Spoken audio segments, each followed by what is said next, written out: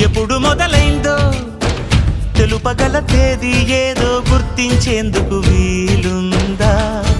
ప్రణయం ఎవరి హృదయంలో ఎప్పుడు ఉదయిస్తుందో గమనించే సమయం ఉంటుందా?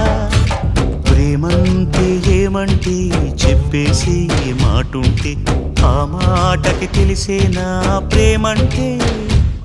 అది చరితలు సైతం చదవని వైనం, కవితలు సైతం పలకని భావం, సరిగమలెరుగని మధురిమ ప్రేమంటే.